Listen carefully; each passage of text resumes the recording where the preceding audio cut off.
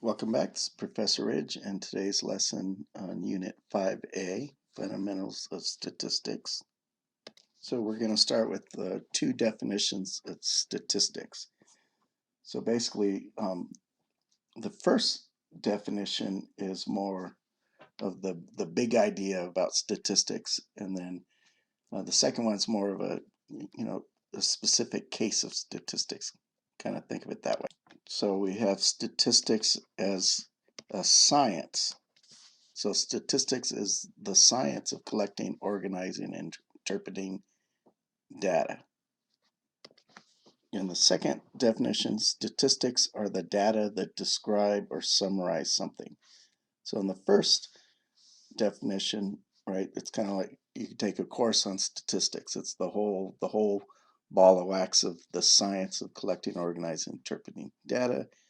And where the second one is like you give you the statistics of a specific item, like what are the grades in Math 132, and say the average person gets a B on the first midterm exam, right? Something like that. So that's a statistic for a specific thing, and then the first one again is more the whole shebang. All right, so again, we're going to go over some definitions to start off. So the first one is a population. The population in a statistical study is the complete set of people or things being studied. And next, the sample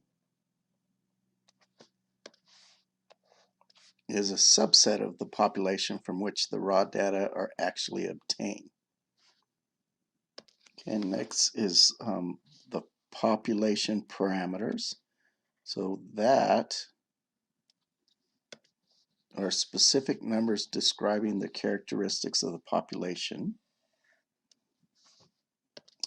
And then sample statistics are numbers describing the characteristic of the sample found by consolidating or summarizing the raw data collected from the sample.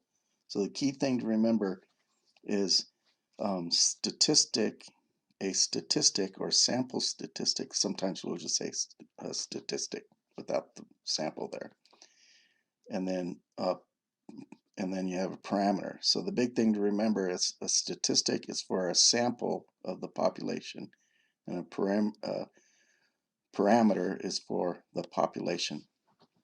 Okay, so we use a statistic to help us infer things about the parameter of the population. Okay, so let's look at this example, population and sample. So describe the population, sample, population parameters, and sample statistics. So an agricultural inspectors for Jefferson County measure the levels of residue from 3 common pesticides on 25 ears of corn from each of the 104 corn producing farms in the county. So here, our population. See, we're trying to examine what the residue of common pesticides are on corn. So they're taking a sample of 25 ears of corn from each of the farms. So the population is all the corns in the county, grown in the county.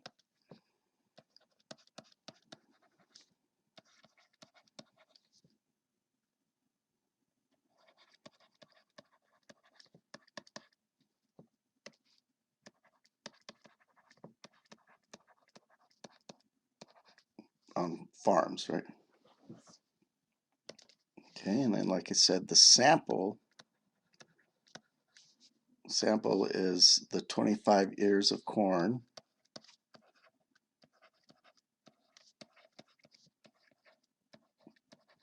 from each of the 104 corn producing farms in the county. I'll just put farms, right? But basically 104 corn producing farms in county. So that'd be this whole phrase. 25 ears of corn from each of the 104 corn producing farms in the county. Did I say 24? 25 ears of corn. Okay, you got it. 25 ears of corn from each of the 104 corn producing farms in the county. So that's the sample. Okay, now what are the parameters and statistics? So what are we testing? What are we looking for?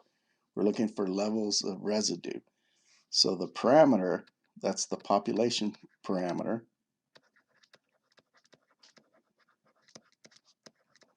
is going to be the level of pesticides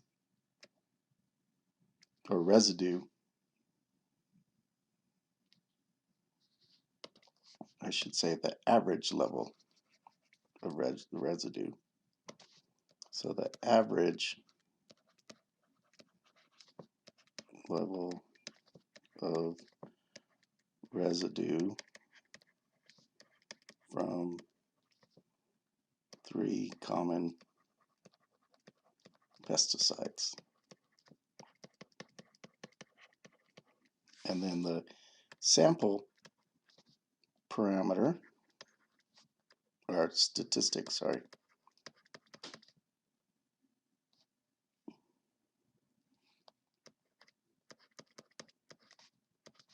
that will be the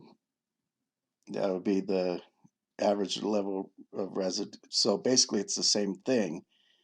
So that this is the true average of all the residue from the 3 common pesticides for all the corn in the county. And the sample statistic is just the average level that we measured from the sample. Okay, so we're going to use the sample to make a guess, an educated guess about what the actual parameter is. Okay, so average level residue of the 3 common pesticides as measured from the sample. That would be the sample statistic. And we're going to use that sample statistic to make, again, an educated guess, an inference is what we say, on the average level residue of the 3 common pesticides in the whole population. Right? So this is for the population, and this is for the sample. Okay, so basic steps in a statistical study. Okay, so the first step is state the goal of your study. 2, choose a representative sample from the population.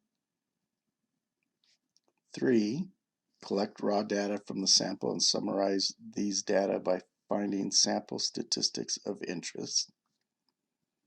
4, use the sample statistic to infer the population parameters. And 5, draw conclusions. Okay, so again, this idea, we'll talk a little bit more about this representative sample. You can get skewed data depending on how you select your samples. So we'll talk more about this. This is really important, getting a representative sample.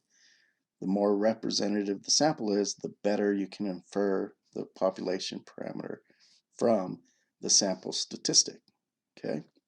And then you'll get better conclusions. So that's kind of the outline of how we do a statistical study. Okay, so let's look at this example.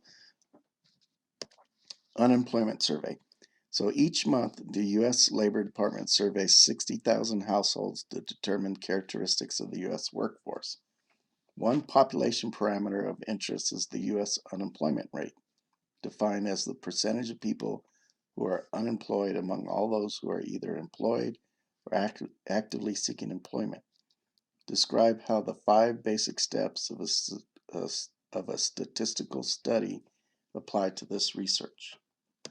Okay, so step 1, the goal of the research is to learn about the employment or unemployment within the population of all Americans who are either employed or actively seeking employment. Okay, so again, the population would be all Americans that are working or seeking employment. Okay, let me go back and show you. So the first step is state the goal. 2, choose a representative sample. So our sample is going to be the 60,000 households. So the Labor Department chooses sample consisting of people employed or seeking employment in 60,000 households.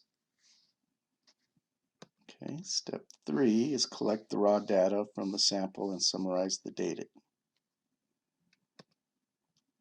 Okay, so the Labor Department asks questions of the people in the sample, and their responses constitute the raw data of the research. The department then consolidates these data into sample statistics, such as the percentage of people in the sample who are unemployed. Okay, and then step 4 is use sample statistics to infer the population parameters.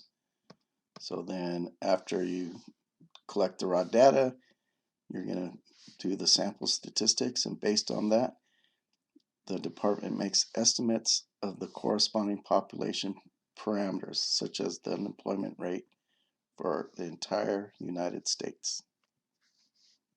Then step 5, we're going to draw our conclusions. The Labor Department draws conclusions based on the population parameters and other information. For example, it might use the current and past unemployment rates to draw conclusions about whether jobs have been created or lost.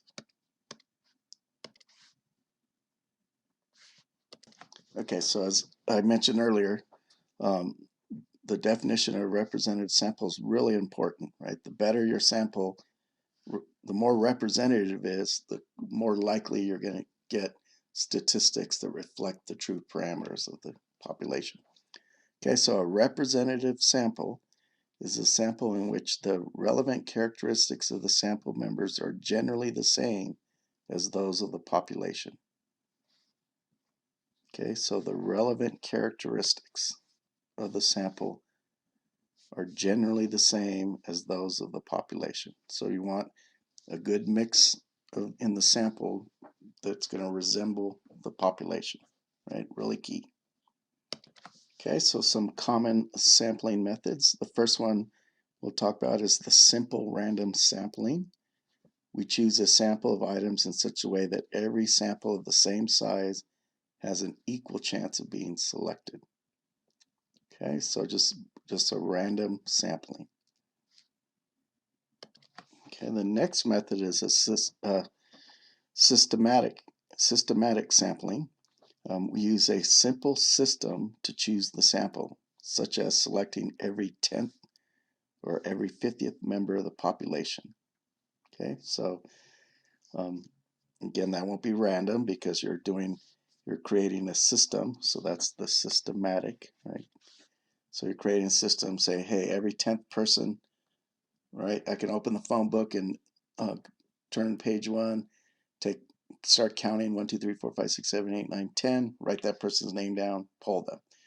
Then go to 20, pull them, right? So on, right? So you can do that, or every 50th or whatever number you choose. So you're creating, and it doesn't have to be this. It could be any kind of system you create to systematically pick the members for the sample. Okay, the next common sampling method is convenience sampling, and just like it says, you select it so that makes something convenient. So like if I was doing a poll of students at BBC, I might just ask everybody in my classes because that's convenient for me, right? May not get me a representative sample, but that would be another story. Okay, so convenience sampling, we choose a sample that is convenient to select, such as the people who happen to be in the same classroom. And then finally, we have stratified sampling. We use this method when we are concerned about differences among subgroups or strata within a population. We first identify the subgroups and then draw a simple random sample within each subgroup. The total sample consists of all samples from the individual subgroups. Okay, so if you had let's say a population of people and you wanted to stratify it by age, groups, and then So you would split up, under 18, 18 to 30, so on. You would split the population into the age groups, and then you would make sure you take a random sample from each of the age groups. So that's stratified sampling. All right, let's look at an example sampling methods. So identify the type of sampling used in each of the following cases and comment on whether the sample is likely to be representative of the population. Okay, so you're conducting a survey of students in a dormitory. You choose your sample by knocking on the door of every 10th room. Okay, so so this is, you're doing each 10th room, so this is systematic.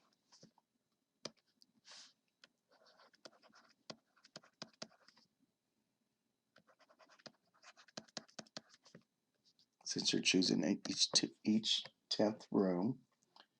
The sample may be representative depending on how the students were assigned to the dorm rooms. Is this a dorm room of a certain sorority? They're building of a, right? So then that probably wouldn't get you a good sampling. Or is it the dormitory used by the athletic teams, right? So provided that the dorm rooms were randomly assigned to students, then it would probably be a good method, right? But um, barring that, if there was some other way that they assigned the rooms, like put all the freshmen in one room, then that wouldn't give you a good sample either. All right, the next one, B, to survey opinions on a proposed new water line, a research firm randomly draws the addresses of 150 homeowners from a public list of all homeowners. So we randomly selected, so that is a simple random sample.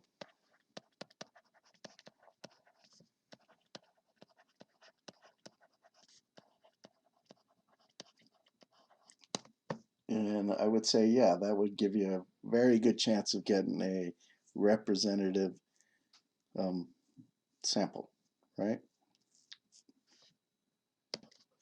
Okay, C, agriculture inspectors for Jefferson County check the levels of residue from 3 common pesticides on 25 ears of corn from each of the 104 corn producing farms in the county. So this is one that we looked at earlier. So what kind of sample are we collecting? Well, we're basically, you're breaking it up into each of the 104 farms, corn producing farms. So that's your strata.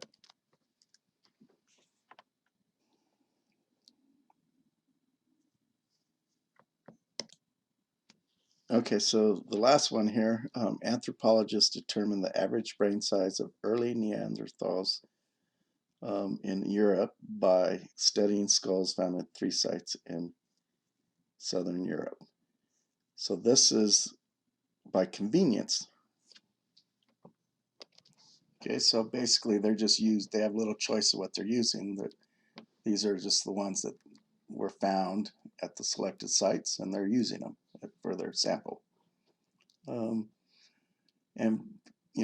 it probably does represent a reasonable representative sample, just due to the nature of those were kind of found randomly from the population, supposedly, right? So it's probably reasonable for these to be representative.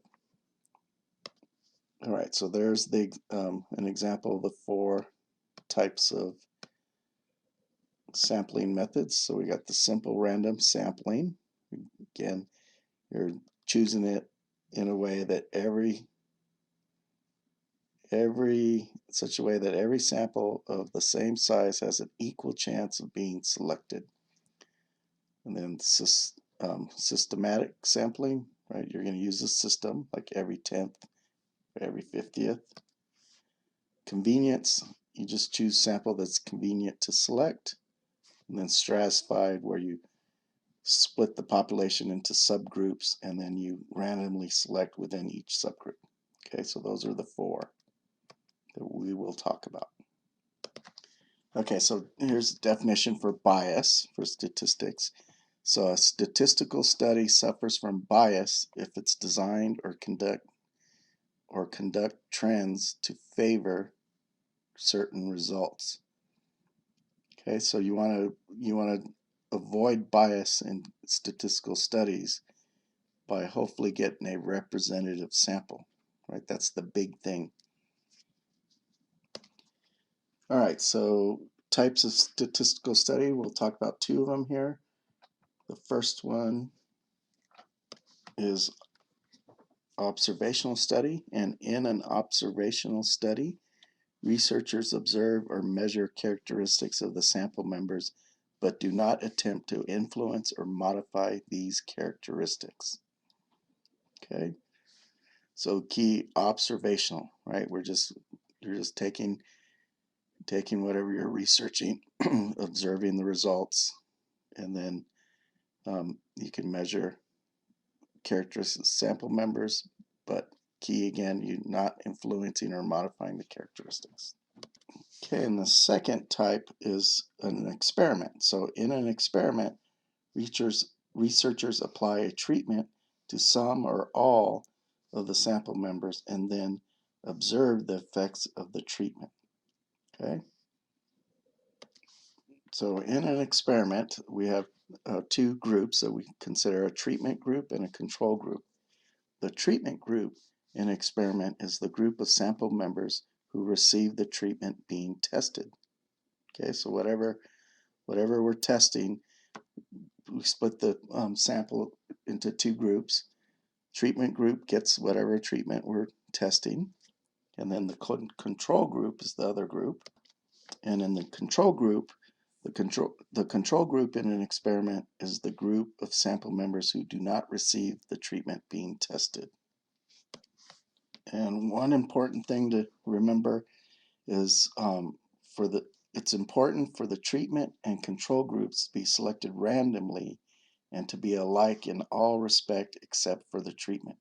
So you want the two groups to be very similar to each other, right? Get them as close as like in all the characteristics that you're looking at. And then the only difference would be one group is getting treatment and the other group's not getting the treatment. You've probably heard of placebo and placebo effect, but just in case, a placebo lacks the active ingredient of the treatment being tested in a study, but looks or feels enough like the treatment so that participants cannot distinguish whether they are receiving the placebo or the real treatment. And the placebo effect refers to the situation in which patients improve simply because they believe they are receiving a useful treatment. So blinding, in statistical terminology, the practice of keeping people in the dark about who is in the treatment group and who is in the control group is called blinding. You've probably heard the term double-blind experiment, but there's two types here. There's a single blind. So an experiment is single blind if the participants do not know whether they are members of the treatment group or members of the control group, but the experimenters do know. Whereas in an experiment that's double blind, neither the participants nor the experimenters, people administering the treatment, know who belongs to the treatment group and who belongs to the control group. Okay, so typically in drug trials, they use the double-blind experiment method where the doctors don't know and the patients don't know if they're getting the real drug or the placebo. Okay, let's look at some examples here. What's wrong with this experiment? For each of the experiments described, identify any problems and explain how the problems could have been avoided. So a chiropractor performs adjustments on 25 patients with back pain. Afterward, 18 of the patients say they feel better. He concludes that adjustments are an effective treatment.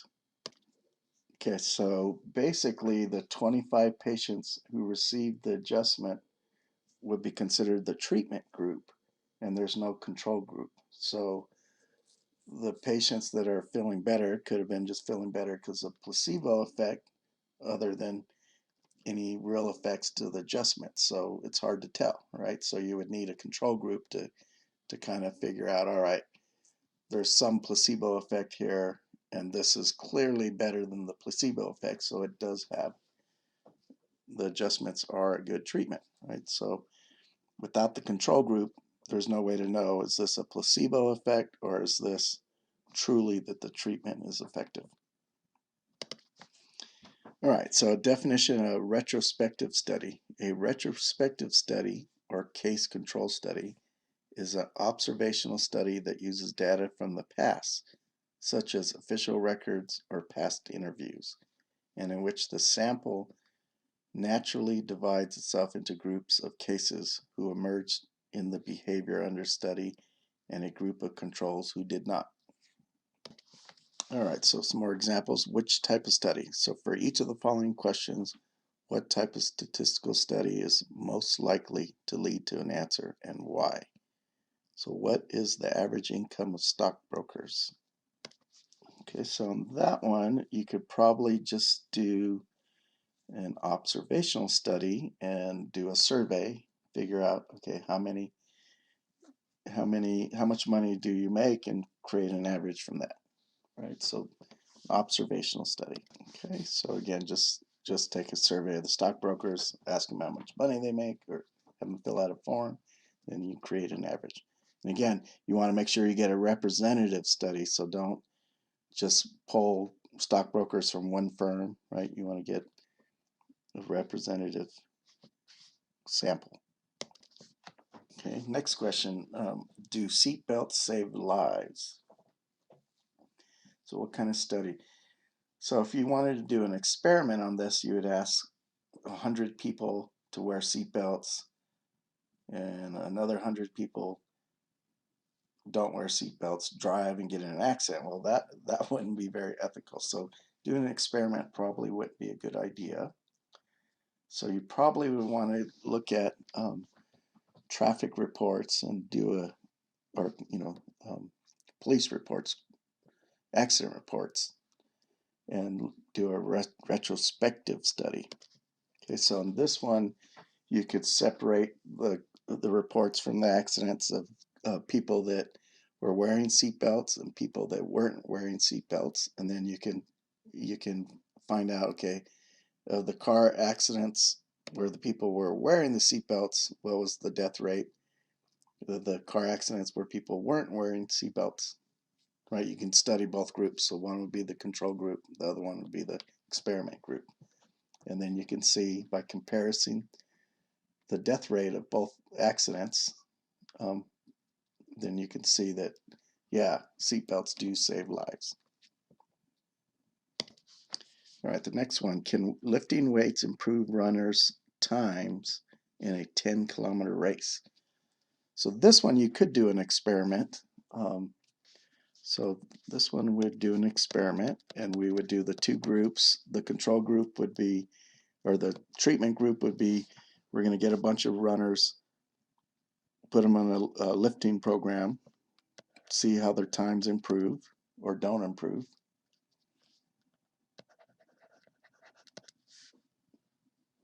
Okay, and then the control group, basically they just train so basically with the two groups, you want them to train the same way, except the one difference is one group will be lifting weights, the other one won't be. And then you can look and see how the times improve or don't improve between the two groups, right? So a designed experiment would be good for this one. Okay, and then finally, can a new herbal remedy reduce the severity of colds? All right, so we're going to do an experiment on this one, but usually, again, for medicine things, you typically want to do a double-blind experiment. So this would be a double-blind experiment. It would give us our best results.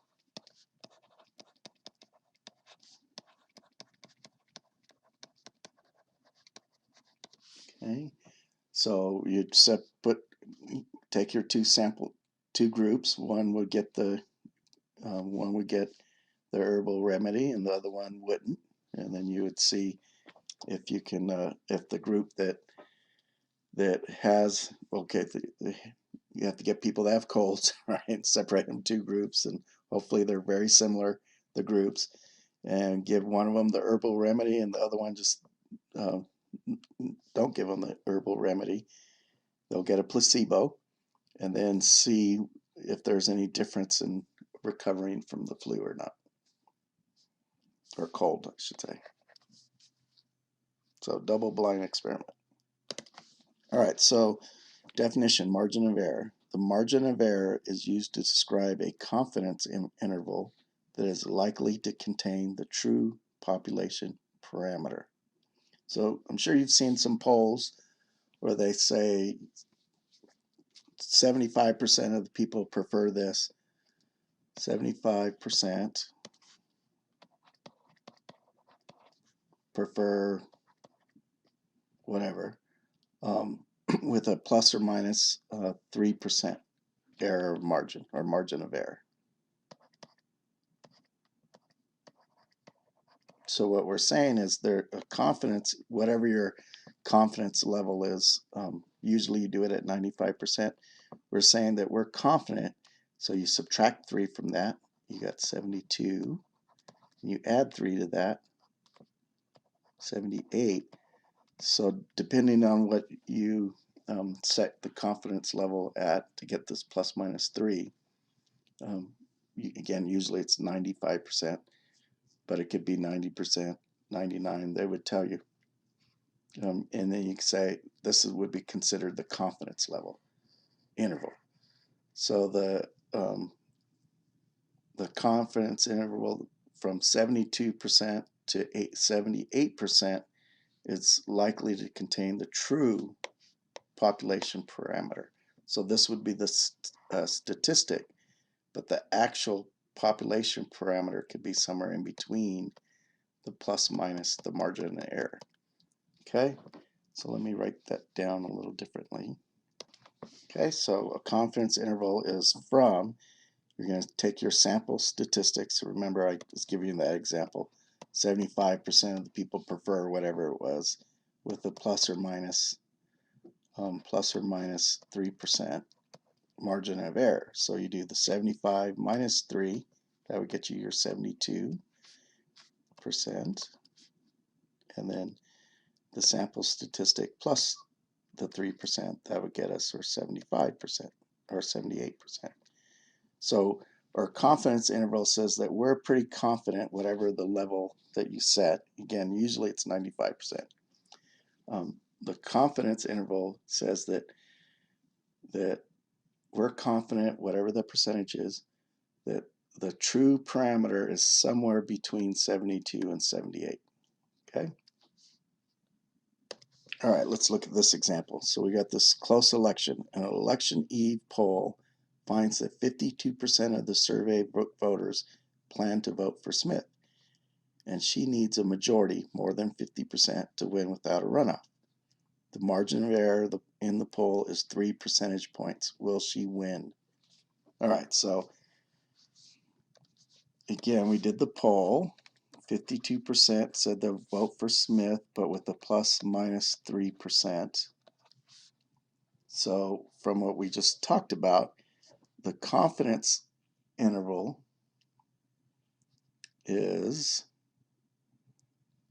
you're going to subtract 3 from that. So the confidence interval,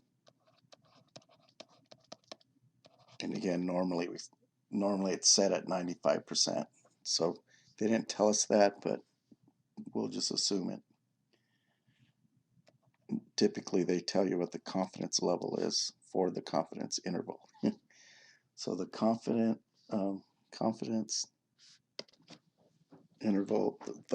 interval, so 52 plus, or we'll do the minus one first. 52 minus 49, minus 3 is 49%.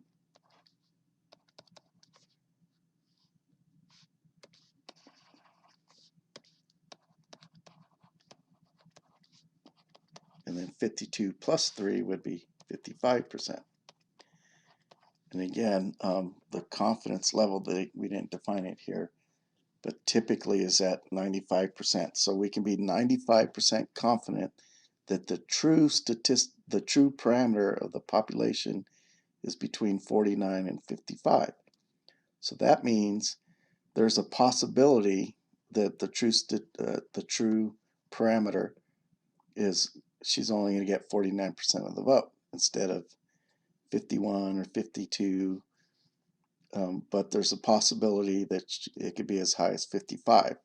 And since we got this 49 in here, will she win? It's unclear. It's too close to call. So this is too close to call. Too close to call. All right, and that brings us to the end of this lesson. What is it, 5A? So go to the Pearson My Lab site, do your homework there, and I'll see you next time.